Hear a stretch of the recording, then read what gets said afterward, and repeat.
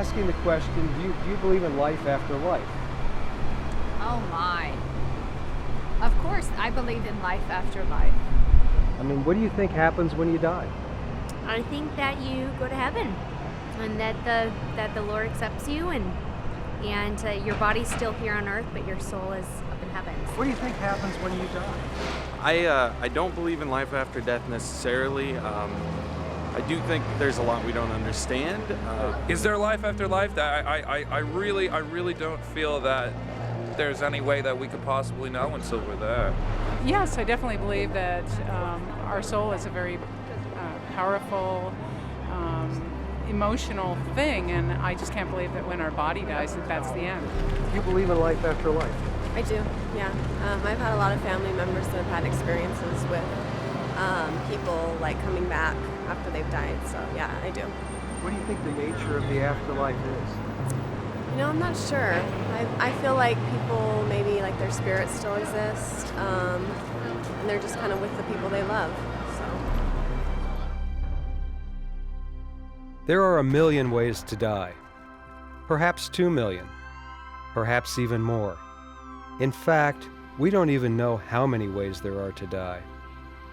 But one thing we do know is that a high percentage of those who die have what is commonly known as a near-death experience.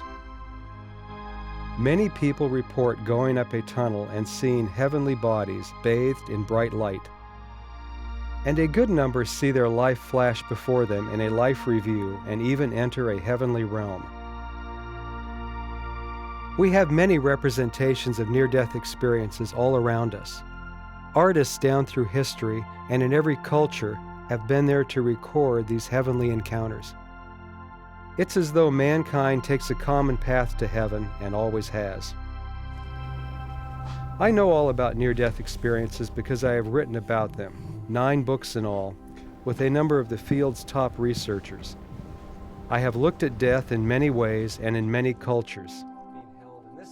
Yet, funny thing, in all the years I have studied and written about death, I have rarely thought that it would ever happen to me.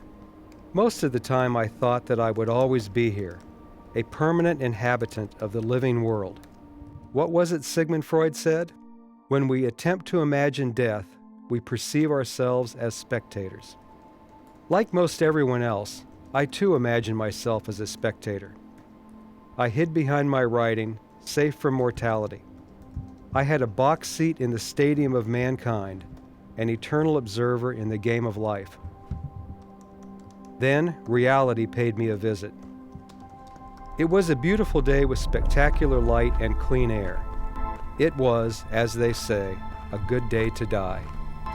I was out taking a walk in the desert when, out of nowhere, my heart began to race fast and hard like a runaway engine. Before long, I was down and out. In a lucid moment, I realized that I could easily become the subject of my own work. I imagined what that would be like by remembering stories used in the books I had written. No longer did I believe that the only thing wrong with immortality was that it goes on forever, or that it was a fate worse than death. I wanted real answers to the age-old question, what happens when we die?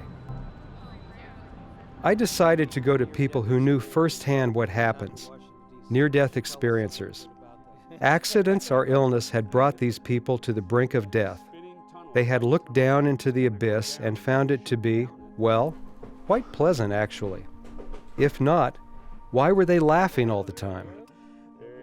I also went to researchers who had analyzed thousands of these near-death experiences and who had come up with some amazing conclusions about God, heaven, and the afterlife. These were guys I had written books with.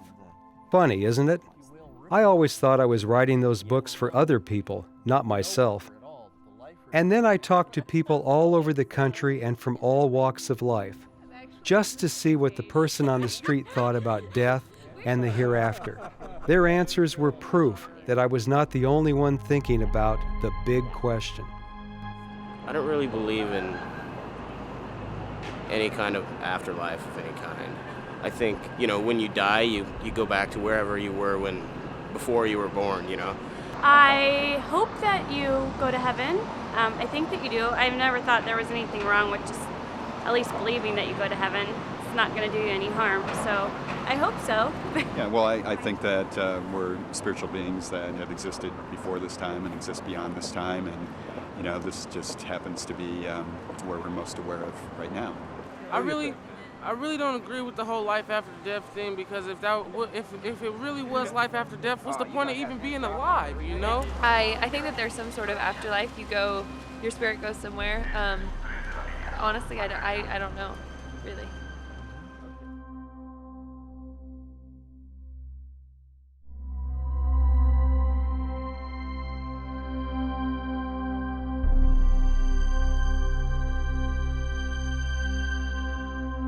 In order to get a modern-day impression of this subject, it is best to spend time with the scientists who are studying this phenomenon now. Perhaps the best scientific work is being done by Dr. Jeffrey Long. We co-wrote the book Evidence of the Afterlife, which is filled with his astounding findings about death and the beyond. Yes, I did say beyond. As the founder of the Near-Death Experience Research Foundation, also known as NDERF, Dr. Long has investigated thousands of near-death experience case studies worldwide. His conclusion? There is most definitely an afterlife. The question, that really important question of what happens when we die, I certainly have my opinion, and I've not been shy about sharing that opinion. I think there's an afterlife for all of us, and I think that afterlife is wonderful. But I think what's even more important is why I believe that. What evidence is there? What is that line of thinking? What is that chain of evidence? What have we consistently observed in multiple studies, including the NDERF study, that leads me to believe that? And I think it's those 9 lines of evidence that, to me, personally, are compelling evidence that we all are going to have an afterlife, that is something that we're all going to experience. Our consciousness, who we are, is going to survive our bodily death. And we're going to go on into an afterlife which so many near-death experiencers have heard from call it their real home.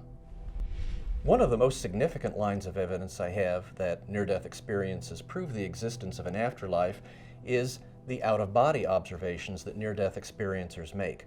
Nearly half of people who have a near-death experience will have an out-of-body state. We'll call it an OBE. During that time, their consciousness rises up, and usually from an area above their body, they can observe both their own body, often frantic resuscitation efforts, and other earthly ongoing events going on, again at a time that they're often clinically dead. Part of my study was to look at 617 near-death experiences.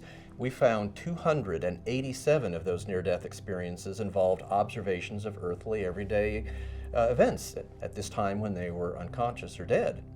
And to my considerable surprise, we found that an unbelievable 97.6% of the time, every observation that they were making, everything that they shared in our survey in their narrative form was realistic. In other words, there was nothing that seemed unrealistic about their observations of earthly events to either the near-death experiencer or to myself personally looking over their narrative. The number of people that described a near-death experience while they're undergoing general anesthetic. To understand how amazing that is, understand that when you have a cardiac arrest, you have no potential for a conscious experience. But also, when you're under general anesthesia, you're under a blanket of complete sleep. You have no potential to have any kind of memory, any kind of conscious awareness because of the general anesthesia. But put the two together, if you will, there's doubly no reason for you to have any memory or any conscious experience, and yet that is when these near-death experiencers describe their experience. We know that's true because they typically describe in the out-of-body state during their near-death experience, with their consciousness above the body, they see, and some have described dramatically, their electrocardiogram, a measure of heart electrical activity, flatlining. There's the immediate frantic resuscitation efforts that they watch from their ringside seat above their body. And as time goes on, they go on and have a typical near-death experience. But in our study, we found 23 near-death experiencers that had their experiences while under general anesthesia. I compared 33 elements of the near-death experience to other NDEs, that being experiences not associated with general anesthesia, And the conclusion, the take-home lesson from my study was the two groups of near-death experiences are essentially identical. Absolutely amazing. Near-death experiences happen, and they are typical near-death experiences, even if they occur under general anesthesia. To me personally, I am astounded when I encounter near-death experiences that occur in the blind that involve vision, but especially near-death experiencers in those born blind. I've interviewed at length a near-death experiencer who was born blind, never had any visual perception during her entire life, and yet when she had a car accident at the age of 22, all of a sudden she had vision, and described in great detail what her body looked like in the emergency room table below, went on to describe a typically highly visual experience. And again, there's absolutely no medical explanation for this possible. In my research, I found that a fully 96% of the time near-death experiencers described meeting familiar beings that they knew from their earthly life, that these beings were deceased at the time of the near-death experience. And actually what's interesting is the number of near-death experiences where they encountered somebody who seemed familiar, but they didn't know who it was. And only when the near-death experiencer looked at old family portraits, all of a sudden they would go, aha, that's the individual from my near-death experience, say a great-grandfather, a great-great-grandmother, people that they never even met in their life. And yet there, by studying old family portraits, later on after their experience, suddenly connect the dots and realize dramatically that that was who they encountered. We found in our study of near-death experiences, not only from just around the world, but even in very different cultures, in non-Western cultures, the core element of near-death experience seems to be basically the same. Near-death experiences are far more similar than they are dissimilar. It's amazing to think, you know, whether you're an Arab in Saudi Arabia or a Hindu in India or a Christian in the United States, the core NDE experience, what happens when you nearly die, that elements of the near-death experience all seem to be the same.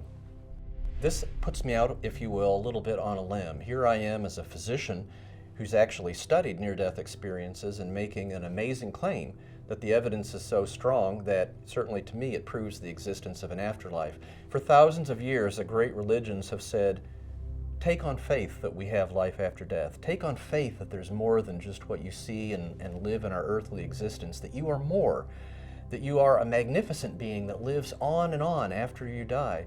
And you know the incredible thing is, for thousands of years, that message of faith, every shred of research I have is validated. In other words, it seems to be true, that there really is life after death.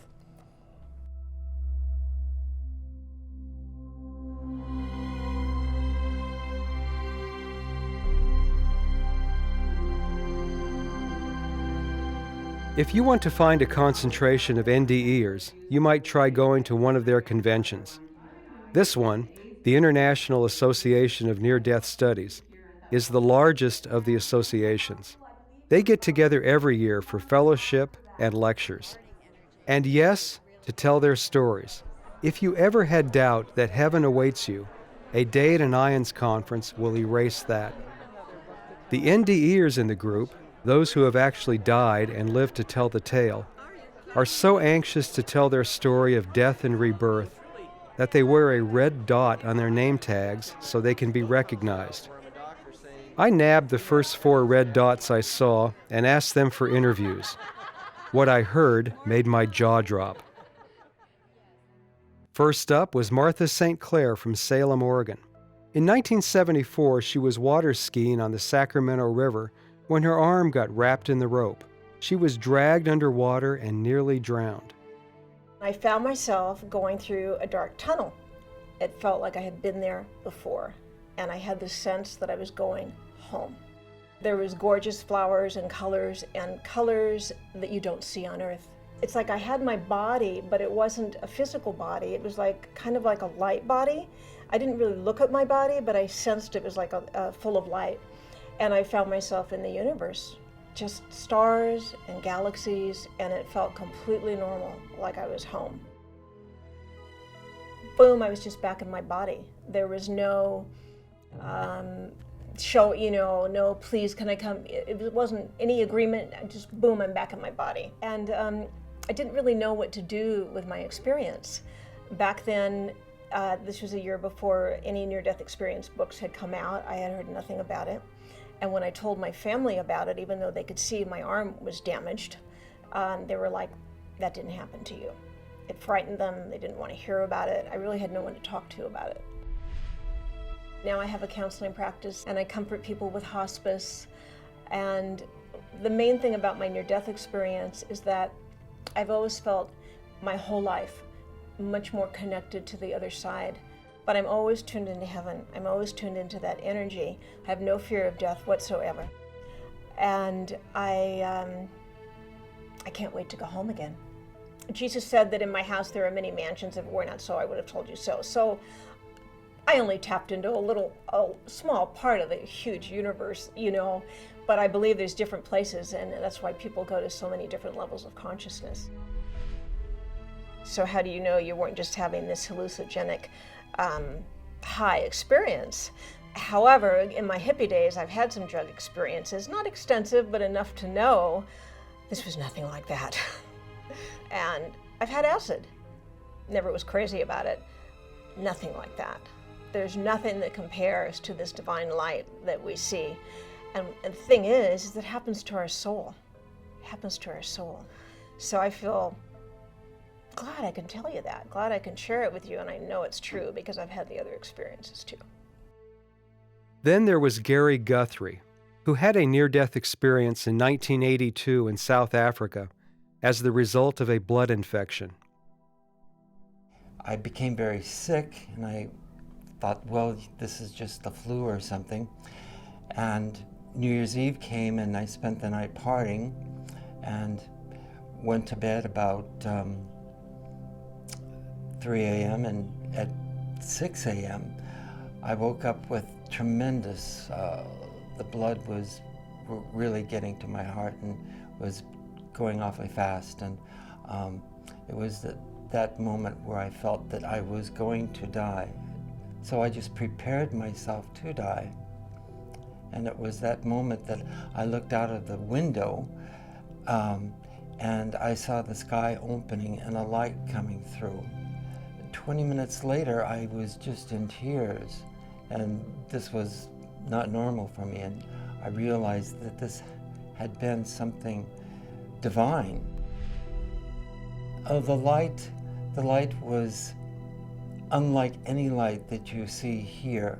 It was unlike any light I've ever experienced before. It was very loving and very healing, and it embraced you in its warmth and its love, and it's nothing I had ever experienced before that or since. I was 30 at the time. I was teaching school, teaching overseas. I was working in the Philippines and living a very Hugh Hefner kind of life. But the near-death experience changed all that. I began to think more deeply about, well, why am I here and what is life all about, and where do we go after this life? For about a week after my near-death experience, I had sort of a vision as I was going about my daily activities of what life could be like in South Africa. I felt that people did have a love for each other, and they showed kindness towards each other, and that there was a united feeling among each other, which on the surface wasn't true, but I could see it as sort of what the future is going to be like in South Africa.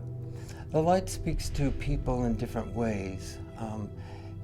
It's all intelligence, it's all knowing, so it knows the individual, and it speaks to the individual according to their individual needs and their awareness and their readiness to accept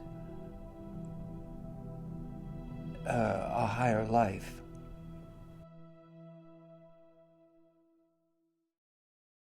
Barbara Bartolomeo of Santa Barbara, California, had a near-death experience as the result of an injection of dye during a pre-surgical myelogram. She left her body and saw vivid details of the panicked events to revive her. The last thing I saw before I passed out was him checking to where his finger was on the button and then realizing, oh my God, I've got my finger on the wrong button and I've lowered her head, and this look came across his face. And then I passed out, and the minute that I passed out, it literally was shutting my eyes in my body that was there on the x-ray table and then opening them and being a different perspective up on the ceiling. The thought that ran through my head was, wow, if they're all so upset and I'm up here and my body's down there, then I've died. I saw them bring in an oxygen cart and they put the oxygen mask on my face, and I saw who did that and everything was going on. I saw them bring in a heart monitor, but I didn't know what it was. And as I was looking down and watching all this happening and talking to God, who I sensed was right there with me, I wanted to see what that box was that they had brought in. And so I actually was able to go from the ceiling over right in front of my viewpoint changed to where I was right in front of the box, and I was watching the line going across the box, and it was just making this, monotone beeping sound, and it was just going beep. At about 4 minutes into that, they decided that they couldn't get the defib unit in there in time, and they had a conversation, and the conversation was, why don't you try hitting her chest? And everybody kind of separated away from the front of the table, and he arced his arm over his head and it came down and pounded on the center of my chest. So I watched that from up above, and the second time he did that and arced his arm over his head, then my vision just shut from up above, and when I blinked open my eyes, I had the oxygen mask on my face and I was looking up into everybody's faces. I had this euphorial feeling, this absolute thrill to be back in my body and feeling so grateful that I was back. And I wanted to express that. So the minute they took the oxygen mask off, I said, oh my God, that was an incredible experience. I was up on the ceiling, I watched you all, and I could see, everything that was going on and hear you. She put the oxygen mask on me. He wheeled in that heart monitor, and I started pointing out people and what they had done while I was dead. And you guys were talking, and you said this to him, and he said that to you. The orthopedic surgeon stayed and comforted me, and I told them what had happened. So everybody listened, but then as I went through, was wheeled up to my room after I was stabilized, and this was the night before the surgery, they did the surgery the next day, no one would talk to me about it, because they knew that they had made an error in what happened, caused me to die, and they were afraid of a lawsuit. And I didn't talk about it for about 10 years, but finally a friend of mine was having someone near to her die, and so it bubbled up out of me, and I realized it was my reality all these years, and I knew the story, but I needed to talk to other people to kind of help them, because it totally eliminated my fear of death. I don't really want to be hurt before I die. I want to be able to have it be easy, but the actual experience takes away all fear that you have of passing over. And then there's Jenny Summers, a graphic artist with IBM in Tucson, Arizona. As a young woman, Jenny went to summer camp with a number of her friends. To play a joke on the camp counselors, Jenny ran into a building that was under construction and fell 15 feet down a hole designed for a staircase. It took rescuers almost an hour to reach her comatose body. By the time they did, she was in the midst of a deep, near-death experience. And evidently, I guess I had died because they were talking as if I couldn't hear them.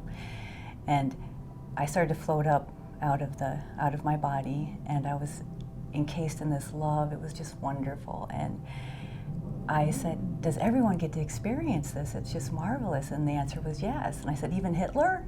And yes. And I knew it had to be true because of that love is so inclusive. It's so beyond anything in this world. The next thing I know, I'm in front of 3 moving kind of blobby shapes. And one of them is my great-grandma Julia. And she's telling me I need to go back. And they're saying, you have to go back. And I'm like, no, I'm not going to go back. So next thing I know, I'm with Jesus. And I kind of feel like I'm in the principal's office. And he's now telling me, you don't have to go back if you don't want to. I'm like, finally, somebody's listening to me. I took back some of my future events that my family was going to go through. And so when I wake up from the coma, I see my mom. I say, Mom, you're going to die in 2 years. Not knowing I was in a coma, not knowing they said I had a 50-50 chance of survival now. And so I didn't know the hell that she had been through. Well, she told me that every time I would wake up from, recovery and tell the story again, I was forgetting more and more. So now we're out of the hospital, we're back home, and she has a Raymond Moody book in her hand. And she said, tell me again about me dying in 2 years. And I said, what? And she's like, and I could see she was serious. I said, wait, why are you asking me that? And she said, you told me that in the hospital I was going to die in 2 years. I said, no, I didn't. And I couldn't believe she was telling me. She closed the Raymond Moody book. She said she never wanted to talk about it again. Go fast forward 2 years later, my mom dies. She's in a car wreck with my sister. My sister's the driver, but they got hit head on. And Teresa survives, but my mom doesn't. It's about reconnecting to who we really are. It's a universal mind that we reconnect to. It's kind of like here, we're unplugged from our source, and we try to take our plug and plug it into each other and things.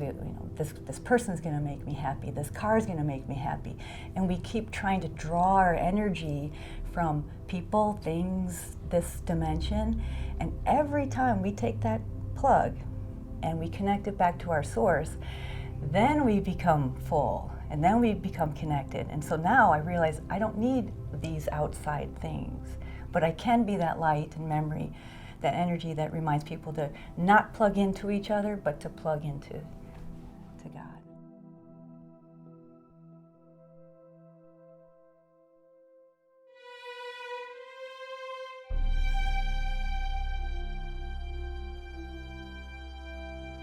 Before leaving California, I wanted to see my friend Leslie Gant, one of the hosts from the MSN program Live Earth. Leslie was hit by a car in Washington, D.C. and nearly killed, an event that she reflected on when we got together near her home in Santa Monica. A few years ago, I was in Washington, D.C., and I was riding my bicycle home, and a van hit me, and I flew 18 feet and shattered my jaw. My cheekbone was broken, and I had on my helmet, so thank goodness I'm alive for that. But if I didn't have on my helmet, I would not be here, and I've thought a lot afterward, oh my gosh, where would I have gone? And do other people think about that? Like, do other people consider what happens after this life is over? Good question. Does the man on the street think about the afterlife? We decided to find out by visiting Santa Monica's 3rd Street Promenade to ask people we met, what happens when we die? What are your perspectives on life after death? Oh, there's a great life after death. You're just here for a while, and it's a better life after death. Better land above. Have you had any experiences with that? Yeah, I did. When I was a kid, I had a near-death experience. I had my tonsils being taken out, and I can remember I was in, and I just remember it was a light tunnel. And the tunnel, it takes you right up there and all the way, and it's just this beautiful land, and everything's pretty, and it was just perfect. And all of a sudden, it just came back. I don't have any specific thoughts about it, but I think that it's gotta has to be something, because everything here can't just be as it is. It has to have something more. I fully believe that there is something after we die, but it's up to us if we want to cross over. Me, I think nothing happens. I think, that's the cycle of life. People die and it's over with. I don't think there's any mystical ascension or anything of that sort. I guess I won't be seeing him in heaven. That's where I'm going. So, yeah, that's what I think happens. You do go to heaven or hell, just depending on, I guess, what you did through life. So I guess I subscribe to the Christian point of view. I think about the finality of it, and I think about that I don't want to think about it. Well, I think when people die, it's just like candle is blown out. People die, and the spirit cannot exist without a body. That's my thought. I guess, either you go to heaven or hell. What you believe in, what you do here on earth is what's going to happen to you after you die. You bad, If you're good, you go to heaven. If you're bad, you go to hell, I guess. I know for a fact, yes. Me personally, my grandmother, she said she had died when she had my father. When she had my father. So she told me about the tunnel, but I didn't believe her, and I almost died. I almost drowned when I was like 7 years old. So I saw the tunnel, but I woke up. Swear to God. So you just saw the tunnel? Yeah, I just never made it. Ah. Just woke up. Wow. Did your light flash before your eyes? Definitely. But I was small. I was 7 years old, bro. Oh, you were 7? 7 years old.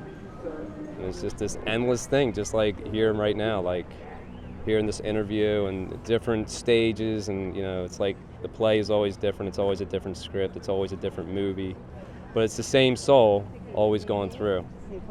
So that's what I believe.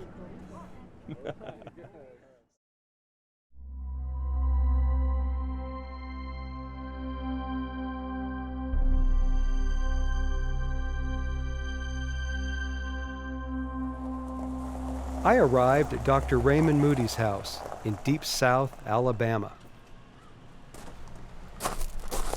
Raymond, how's it going?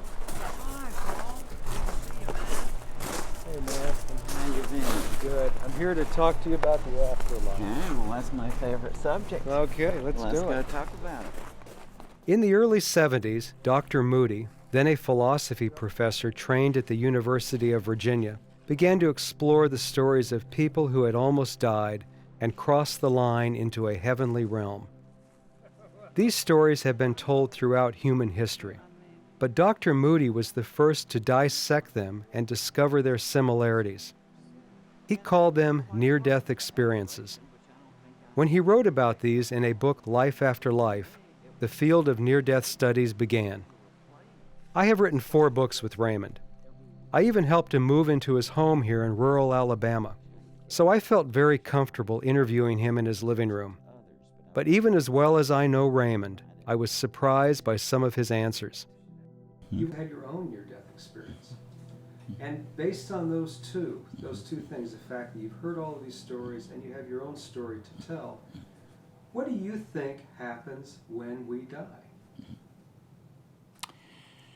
What I think happens when we die is that we enter into another state of existence or another state of consciousness that is so extraordinarily different from the spatial and temporal frame of reality in which we exist in the physical world, that the language we have is not yet adequate to describe this other state of existence or consciousness. When we leave our mortal body, how do we leave it? What do we look like? People say that in the realm of existence they enter into upon the point of death, that there's no such thing as physicality as we experience in it in this realm. It's not that they have a physical body. It's rather that they have some other sort of vehicle which they find it very difficult to describe, but that it does have a form, that it carries a personality, but that it's just entirely impossible to describe it in terms of or analogously to the kind of body that we have. I've heard it characterized as a spiritual body, for example. That's a term that I hear from a lot of people. So when they come back, they're changed, they're transformed. There are a number of transformations we see with people who come back from near-death experiences. The most prominent one is that whatever they had been chasing before, whether knowledge or fame or power or money or any of these other things, that when they come back, they say that the most important thing we can do while we're alive is to learn how to love. How has this knowledge affected your life? The most powerful one to me has been that it really has convinced me of the importance of love.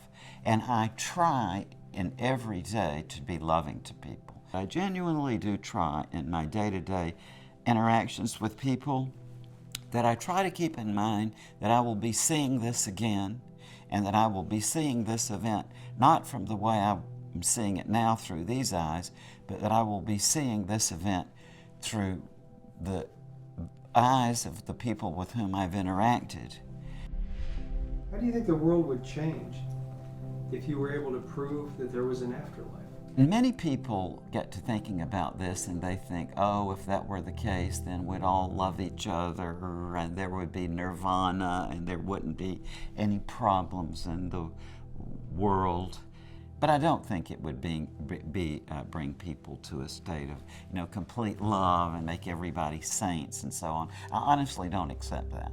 But there is one thing that I am absolutely sure that a rational proof of life after death would do. And that would be that it would fundamentally alter the structure of the human mind. If we could have a rational proof of life after death, then human beings would never again be the same, because the entire structure of our cognitive mind would be expanded. What I can honestly tell you from the bottom of my heart is that I accept that there is a God and I have a relationship with God and I talk with Him all the time.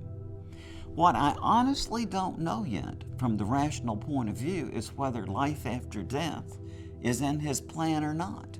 And it may well be, if you think about it, that God has something in mind for us that is even more remarkable than what we might call a life after death. In other words, I love God, I have a trusting relationship with God. He hasn't told me anything yet about an afterlife. I'm just going to have to wait and see. The next day, I went back to Dr. Moody's to talk to him about his next field of study, shared death experiences. He feels this subject may provide the best answer yet to the question, what happens when we die? Simply stated, shared death experiences take place when bystanders at the deathbed have the same experience as the person who is dying. Sometimes they say that they went up a tunnel or had a life review with the dying person. Now, the implication of this, if you think about it, is that this really does throw a monkey wrench in the traditional way of debating about near-death experiences. Right. Because what the physiologists tell us, who say that these experiences are hallucinatory, is that as the person is dying, the oxygen supply to their brain is lowered, and hence they have these hallucinatory effects. But if that's true, why would the bystanders have the same kind of experience? Sure, well, why would they? That's very difficult to explain. Yeah. And I think that once these findings come out and are thoroughly understood by the public, we're going to be into an entirely new dimension of discussing near-death experiences, because that old standby that, oh, this is just hallucinations caused by brain damage, that's out the window with these empathic death experiences. Now, if you don't mind me saying this, you and your family had a shared death experience at the bedside of your mother. I did indeed. In 1994, when my mother was dying, my wife and I and my sisters and one of my brother-in-laws were there, and all had astonishing experiences at the moment my mother died. I think it's one of the most exciting fields to study. Oh yes, Paul. The study of afterlife studies, I think this is one of the most exciting Paul, areas this is the new frontier of knowledge, because now we have not only this awareness that these near-death experiences are not confined to the people who almost die, but kind of leak out by whatever unknown means to the people standing around. Yeah. And it is a very paradoxical and astonishing thing to wonder what is going on here. Men love to wonder, said Ralph Waldo Emerson, and that is the seed of science. I am reminded of that quote whenever I am with Raymond Moody. For half of his life and counting, the good doctor has pursued the big question of religion, science, and philosophy. What happens when we die? But there are people out there, millions of them, of all races, creeds, colors, and religion, who don't need a scientific answer. They know from experience.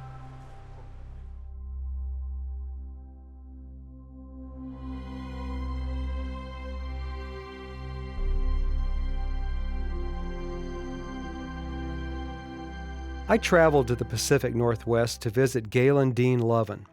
At the age of 11, Galen took it upon himself to prove to a neighbor that gasoline burns on water.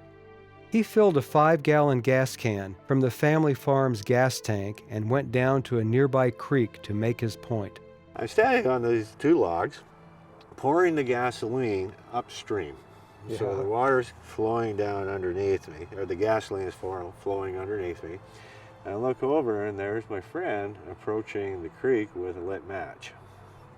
And the look on his face was, I would say, horror. He was doing something he didn't really mean to do but couldn't not do. In a hot second, Galen was covered by gasoline and engulfed in flames. The pain was so intense that young Galen could feel nothing. He collapsed into the water, where his voyage to the other side began. My next awareness is I'm horizontal with my hands by my side and in a funnel. It's not really a tunnel, but it's a funnel. And the inclination of the sides was not that great, but it was obvious. And I was horizontal, dead center, and I was moving along, and I was aware of my body. My whole body was there. I could look and see, and it was physical. Okay, it was very physical.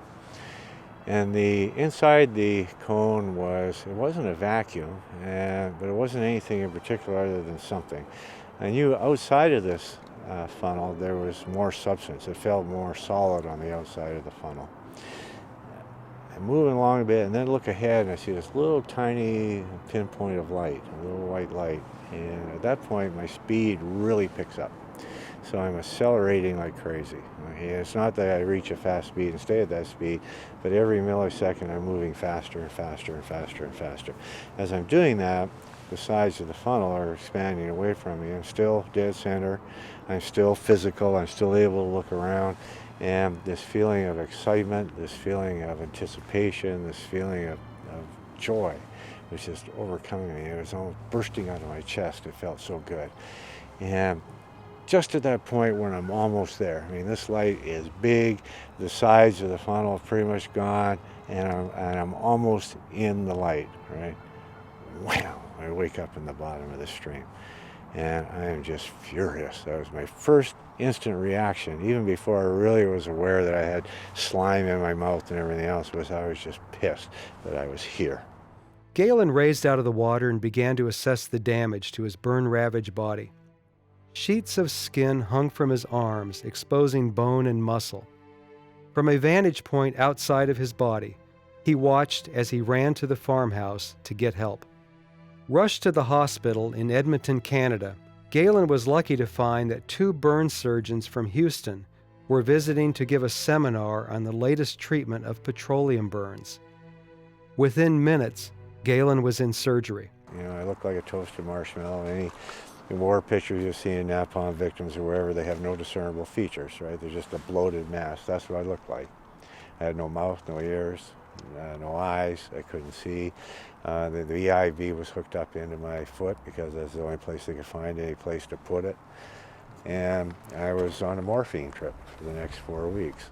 Through months in the hospital and years of pain and surgery, Galen continued to think about his journey in the tunnel and his near encounter with the light. Death revealed its nature to Galen and gave him special knowledge. Listen. I would say that's the first time I became consciously aware that we live beyond this life. Okay, I absolutely knew that. So from that point on, death had no hold over me at all. I was fearless. I probably pushed the envelope more than once, right? But I also found out I became really good with people who were dying. I could just be around them. I didn't have to do anything at all. They just felt better. And I thought, oh, isn't that interesting? It's probably because I never really came back. You know, my trip was interrupted. And I always thought, up until recently, I always had one foot on the other side, right, straddling the fence of life. And so what I absolutely am certain of is that whatever it is that we do after this moment of time, it is a good thing. It's peaceful, it's joyous, it's harmonious, it's exciting, it's a higher level of intellectual being, if you want to call it that. And there's a connectivity there to this larger universe than we have here now. Galen says he isn't waiting for science to make a decision for him.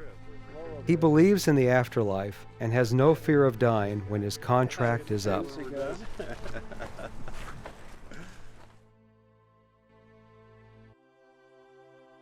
The same is true of Lupita Kirkland. At the age of 13, Lupita and her family traveled to Acapulco for her coming out party. When Lupita and her family checked into the hotel, they were treated to a concert just below their 8th floor balcony. One of Lupita's sisters recommended that they run to the lobby and watch. Lupita did just that. But unbeknownst to her, someone had closed the sliding glass door going back into the room. Lupita ran through the door, which shattered into sharp shards and covered her with 1,000 cuts. I saw a lot of blood, like somebody pouring full host, full of blood all over the place. And so my dad grabbed me and he put me in the bed and he wrapped a blouse to compress on my wound. And so he asked me to, because I have wounds all over my veins, he asked me just to hold them so I could cover the wounds here in my arms. And I realized that I was gonna die. So I told my dad that I'm going to die today. I saw my body in the distance and I was like in the room and I had the vision of my mom getting the doctor and as she was screaming and crying and I felt sorry for her. I wanted to console her and let her know that I was okay. Even though I was afraid at the first moment when I was detached from my body, an overwhelming sense of peace came all over me and I knew I was okay, that I was going back home and I wanted to share that with my parents, that I was okay, but I couldn't talk to them anymore. And I saw my dead body just laying there. And the doctor came and I remember him saying, "Oh my God, she's not gonna make it." I saw the tunnel. It seemed to be made of dark clouds. At the end of the tunnel, there was a light. At the end of that light, I saw the image of what I believe is Virgin Mary. And I was reviewing my life with her. And we spoke about my mission in life. And after that, we had spoken about me coming back because I realized that my mission was not complete and that I needed to go back. So finally, I was pulled back like with this reaction, and I felt how my soul entered into my body, like it was strong, and I was feeling how the doctor was performing the CPR, and I remember the huge pain in my chest, and all the pain, the physical pain, came back to my body after I came back, and I was trying to get all the air I could into my lungs, like I could not have enough air. And the doctor saying, "She made it, she's back, let's start stitching." The doctor had no anesthesia, so young Lupita was forced to suffer through the painful but necessary ordeal of being sutured with no painkiller. He had to stitch 4 layers in my neck, and he started with the aorta, and it was a very painful experience in which I was literally screaming and thinking. It was a mix of feelings between not wanting this pain again, like sad for having to come back, but at the same time I was mesmerized by the whole experience. after I started to talk about my experience, I told my parents that I knew the doctor met my mom by the 3rd floor. And my mom was like in shock, like, who told you this? And I said, I saw it. And she said, no, somebody told you. No, I saw it. So they could not believe what was happening. So I said, I need to go back and thank him for what he did. So we went back to Acapulco a year later. We went to the address, and particularly in that address, there was no house. Everything was like an empty lot, and there were houses around. So we started to look around for him and ask for his name, Jesus or Jesus. I never found him. How has this affected your life in the intervening years? I didn't come back the same. I was a different person. I was more spiritual, and also I became a more compassionate person, concerned for others, and feeling a sense of love. You're not gonna die. This is just a transition. You're gonna see and you're gonna meet home, and you'll be fine. Take all the love that you have gotten here in this world, and just remember those beautiful moments and take them with you and share them with God.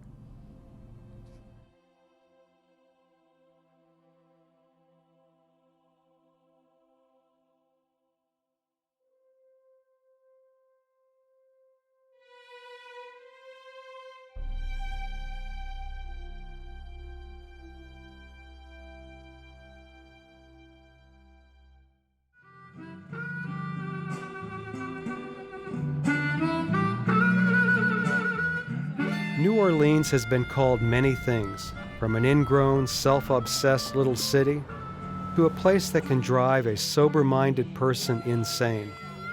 The religious and the profane love this noisy, drunken city on the Mississippi because it confirms their mutual belief that the likes of Sodom is alive and well in the world. And both camps can definitely agree that this American city made it through a near-death experience at the hands of a hurricane named Katrina. And it is here, in this city of death and resurrection, that I brought together our scholars of the afterlife, Raymond Moody and Jeffrey Long, to summarize their feelings on mankind's greatest question: what happens when we die? Brought you here to New Orleans to talk about the afterlife, namely what happens when we die. What does your research tell us about that? And also what you can talk to people about who are afraid of death. What you can say to them, because you're both the experts. Well, Paul, I can say positively that I think we do know a little bit about the entranceway to the afterlife now. We know that initially people go through experience of seeming to leave their body, going into a realm of light, seeing their relatives who've passed away, reviewing everything they've ever done. And as this extends, I gather, they are able to continue their intellectual pursuits, and also that love seems to be almost the foundational organizational principle in the afterlife, that we still maintain love and that we still have our personal identities to some degree intact. Absolutely fantastic, the research we're doing. Certainly in humility I would point out that what we don't know far exceeds what we do know, and yet what I consider to be so positive about the research I've been doing is that we're now at least connecting some of the dots, developing some understandings, and some of the understandings that we're coming to are absolutely remarkable. I think they could literally change the world in terms of their impact on people. If people could just know what we know, that we don't really die, that there is an afterlife, it's for all of us, it's wonderful, and that we don't have to fear death. But yes, you and guys that we have taken the research so far. I mean, I'm curious to know what you can say to people who fear death. We have every right to say to people that you don't need to fear death. This gives a great basis from which to work with patients on their fears of death, because this is solid information now that does convey hope, and that people who've lost a loved one to death, which is the worst pain that life can bring, can be comforted now by the fact, as I regard it, that there is a world beyond in which we can be reunited and continuing our relationship with our loved ones. And Paul, I think in the books that we've all written together, what I think is most important is that this is not wishful thinking, this is not speculation, this is solid evidence based on solid principles, research with scientific basis, and it's with that underpinning, with that knowledge that we've gained through our research over the years, that we can have that confidence in saying, yes, there is an afterlife. And there it is. Maybe the void we all fear at death isn't a void at all, but instead a gateway to an afterlife. Perhaps our death is, as Dr. Moody said, an experience of love and learning so unique that we can't perceive it without the help of God. Perhaps at death, our life has just begun.